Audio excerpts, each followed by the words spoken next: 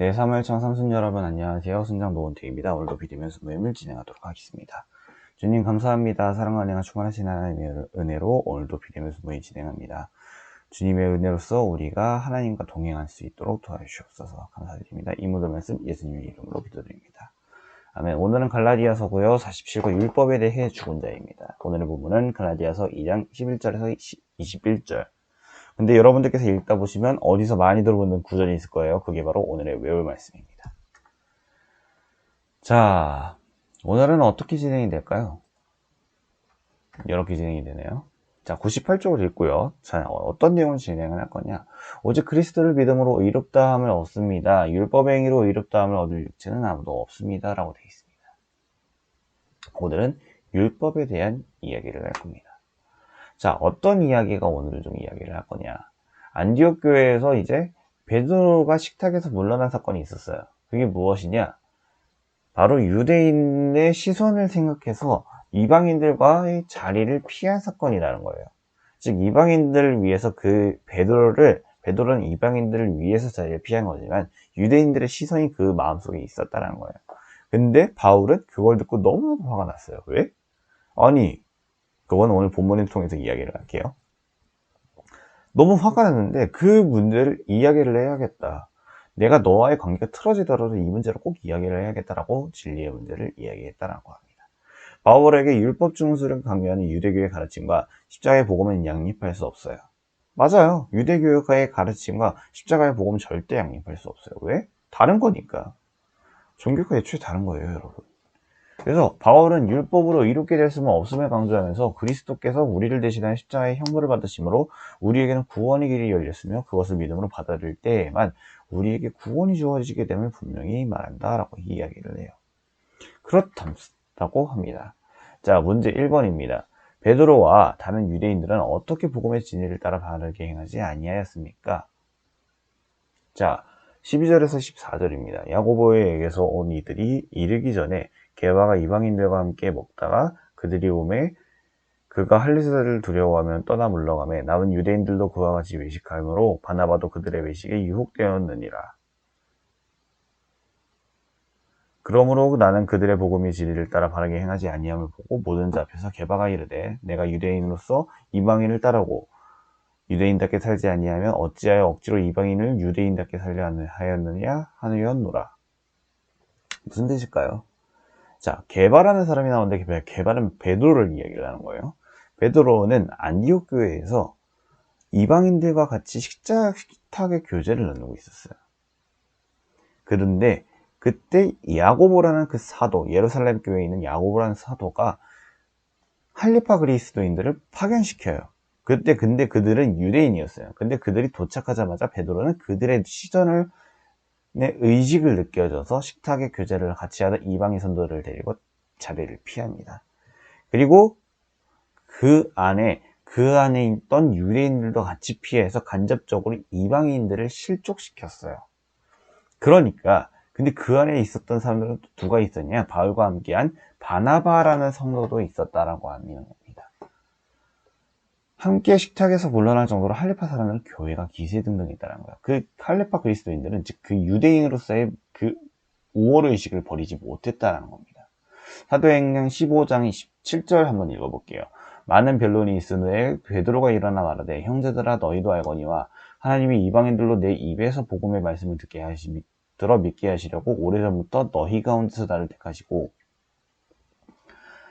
추가적으로 더 읽어볼게요. 그런데 너희가 어찌하여 하나님의 시험하며 우리도 능히 매지 못하는 명예를 제자들에게 목에 두려워하느냐.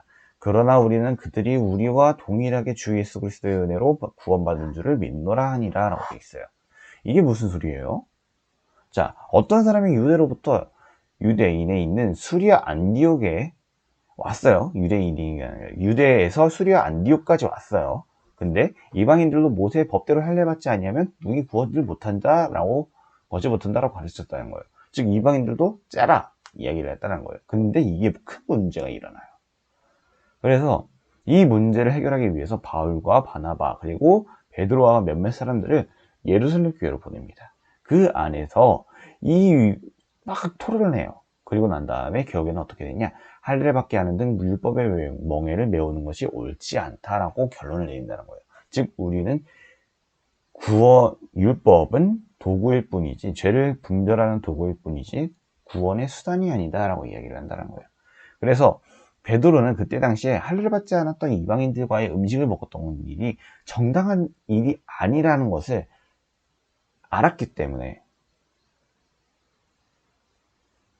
알았겠어요. 그래서 나는 이방인들과의 식사 자리가 문제가 없어 라고 이야기를 했었어요. 근데 너무나 그 시선이 두려웠어요. 즉 특히나 그 유대주의자를 갖고 있는 그 사상들이 급진적인 사람들이, 그렇게 그들이 비판받을 것이 너무나 두려워. 즉 사람이 중심이 되었다는 거예요.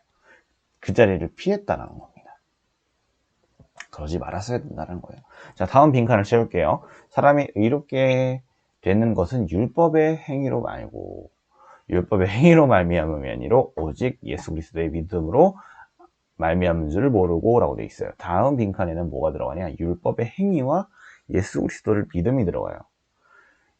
우리는 본래 유대인이에요. 이방 죄인이 아니로되 사람이 의롭게 되는 것은 율법의 행위로 말미암음이 아니요 오직 예수 그리스도를 믿음으로 말미암은 줄을 알므로 우리도 예수 그리스도를 믿나니 이는 우리가 율법의 행위로서가 아니로 그리스도를 믿음으로 의롭다함을 얻으려 함이라. 율법의 행위로서는 의롭다함을 얻을 육체가 없느니라. 자, 무슨 뜻이에요? 15절에 한번 제가 다시 읽었죠.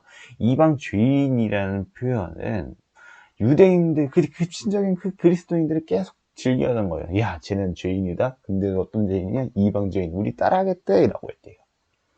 근데 유대인들의 관점에서 볼 때 이방인들은 율법을 지키지 않았기 때문에 그렇게 이야기를 한다는 거예요. 그리고 근데 우리가 의롭게 된다는 게 무슨 뜻이냐면 무죄로 판결되어 석방하다라는 거예요. 즉 우리는 죄가 없다, 또 무죄 선고를 받는다는 거예요.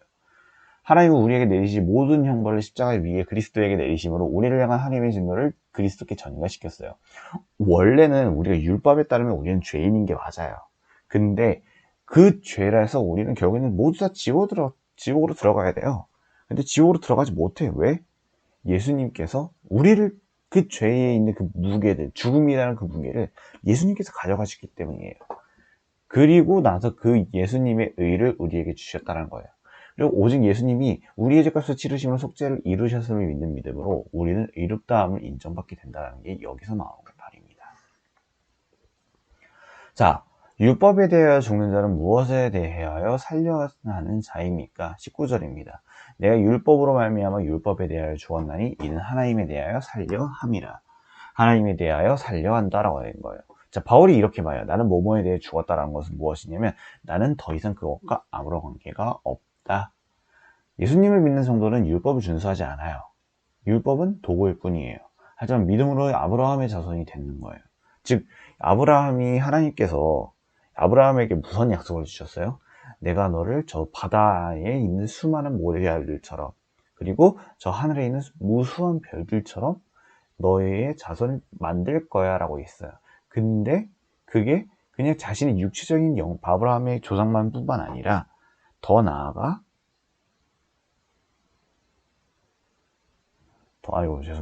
더 나아가 영적인 자손들도 만들다는 거예요. 그래서 우리는 율법으로부터 자유로워요. 그리고 율법하고 관계가 없어요. 하지만 성경대로 살아야 되는 건 맞는 거예요. 성경하고 율법은 다릅니다. 그래서 하나님께 대하여 산다는 것은 무엇이냐? 죽었던 자가 생명 있는 자로 하나님 앞에 서게 된다는 거예요. 율법은 제가 말씀드리지만 인간은 정죄하고 멸망에 이르게 하는 도구일 뿐이에요. 죄를 분별하기 때문에. 하지만 그리스도의 은혜로 율법은 인간은 율법의 저주에서 풀려나게 되고 하나님을 향해 생명이 있는 사람으로 서게 된다는 건 겁니다. 그리스도께서 어떻게 우리로 하여금 율법을 향해서는 죽고 하나님께 향해서는 살게 하셨습니까? 내가 그리스도와 함께 십자가에 못 박혔나니 그런즉 이제는 내가 사는 것이 아니요 오직 내 안에 그리스도께서 사시는 것이라. 이제 내가 육체 가운데 사는 것은 나를 사랑하사 나를 위하여 자기 자신을 버리신 하나님의 아들을 믿는 믿음 안에서 사는 것이라. 뭐 때문에? 내가 예수 그리스도와 함께 십자가에 못 박혔기 때문에. 자, 율법에 대하여 죽고 하나님에 대하여 사는 것은 무엇이냐? 그리스도와 함께 십자가에 못 박히는 겁니다. 나의 이전, 내 자신, 내가 자아가 되는, 내가 주인이 되던 그 삶은 하나님과 같이, 예수님과 같이 십자가에 못 박혔어요. 그리고 더 이상 내 삶의 주인은 누구냐? 그리스도께서, 즉 내 삶께 참된 주인이 된다는 겁니다. 이것은 바울과 그리스도의 연자는 연합을 뜻한다는 거예요. 이런 연합은 모든 성도의 완전한 근본적인 변화를 꼬입니다. 근본적인 변화를 가져다 준다는 거예요. 우리가 예수 그리스도와 함께 십자가에 못 박힌다는 것은 우리가 십자가에 못 박혀 죽어야 하는 죄인이 맞아요. 하지만 그리스도께서 우리의 죄를 대신하여 죽으심을 믿는 것이 맞습니다. 그래서 여러분들께 늘 말씀드리는 게 무엇이냐면 여러분들의 삶이 주인이 누구냐? 그걸 생각해야 된다는 거예요. 예수님께서 주인이 되는 삶을 살아야 된다는 걸 우리는 기억하시길 바랄게요. 이것이 바로 무엇이냐? 율법에 대해 죽고 하나님에 대해서 사는 것이다 라는 걸 알 수 있습니다. 자, 우리 생각하기 99쪽 한번 읽어볼까요? 저는 끝에서 두 번째 줄 이렇게 뽑아봤어요. 예수 그리스도와 연합한 성도는 그분이 이루신 모든 의를 덧입어 사랑하는 자를 말합니다. 즉 예수 그리스도께서 십자가에 못 박히심으로 인해 우리가 구원을 얻었다는 것을 우리는 기억해야 된다는 거예요. 로마서 7장 1절에서 4절에는 이렇게 나와 있다고 합니다. 형제들아 내가 법을 아는 자들에게 말하노니 너희는 그 법이 사람이 살 동안에만 죽을 중하는지를 못하느냐. 남편이 있는 여인이 그 남편의 생전으로 법으로 그에게 매인 바 되었으나 만일 그 남편이 죽으면 남편의 법에서 벗어나게 되느니라. 그러므로 만일 그 남편 생전에 다른 남자에게 가면 음녀하라. 그러나 만일 남편이 죽으면 그 법에서 자유롭게 되나니 다른 남자에게 갈지라도 음녀가 되지 아니하느니라. 그러므로 내 형제들아 너희도 그리스도의 몸으로 말미암아 율법에 대하여 죽음을 당하였으니 이는 다른 이 곧 죽은 자 가운데서 살아나신 이에게 가서 우리가 하나님을 위하여 열매 맺게 하여 삶을 삶이라 라고 되어 있는 거예요. 그렇습니다. 자, 적용하기 진행해 볼게요. 이번 적용하기는 내용들이 약간 좀 어렵기도 해서 약간 좀 그냥 간단하게 추가적인 설명을 제가 갖고 와봤어요. 나는 어떤 부류의 그리스도인들과 교제하기를 꺼립니까? 그 이유는 누구입니까? 즉 어떠한 편견이나 어떤 금진적인 사상을 갖고 있는 그 그리스도인들이 분명히 있을 거예요. 그들과 교제하는 게 힘들 거라고 이야기를 한다는 거예요. 그래서 여러분들 주변인이나 순 안에 있는 사람들, 뭐 우리가 만나서 모른다고 하니까 주변인들 한번 생각해 볼게요. 그래서 쟤는 왜 저러지라고 하는 친구가 분명히 있을 거예요. 그래서 다양한 사람이 있겠죠. 자기 주장이 강하거나 부정적인 말이나 험담을 하거나 야 나를 말하는 건가? 화를 자주 내거나 약간 찔리는데 미안합니다. 여튼 그랬던 것처럼 내가 불편함을 느끼는 것들이 너무나 많은 사람을 보여줄 거예요. 하지만 이들을 품어줘야 된다는 게 성경에서 나와 있어요. 그리고 원수를 사랑하라 라는 게 바로 이런 거죠. 하나님을 위한 삶은 나에게 있어서 어떠한 삶인 거죠? 그리스도와 함께 십자가에 못 박힌 자로서 내 자아를 죽이고, 즉 내가 죽고 그리스도의 성품을 살아가는 힘쓰는 자를 말하는 거예요. 나누마기 그리스도인들에게 본질적인 것이 아니되면서 강요되고 있는 습관들이 있다면 어떤 것이 있습니까? 성도의 순종은 구원받기 위함이 아니라 구원을 받았기 때문에 감사의 결과물이라는 말이 있습니다. 그에 대해 일어나는 다툼, 분열을 이슈들을 보면 분명 비본질적인 일인데 자기 주장을 고집하고 다투고 심지어는 교회가 깨지고 분열되는 경우가 너무나 많아요. 그러니까 이유를 보면 별것도 아닌 거 가지고 그거 싸우는 거예요. 예배가 중심이 돼야 되는데 예배가 중심이 안 된 상황들을 이야기한다는 거죠. 우리는 어떤 모습으로 있어야 되는 거죠? 공동체를 비판하기 위함이 아니라 함께 품고 기도하기 위한다는 거예요. 우리에게 맞지 않는 사람이라는 건 없어요. 그냥 우리 마음이 불편한 뿐이지. 그걸 이겨내야 된다는 겁니다. 하나님께서 죄인인 우리를 용납하신 사실은 다른 그리스도인들은 누가 말하냐? 교회나 교파, 다른 배경에 있는 정통통신 그리스도인들을 등을 말하는 거예요. 그러한 대한 우리의 태도를 어떤 영향을 미칠 것 같아요? 이게 무슨 말이야?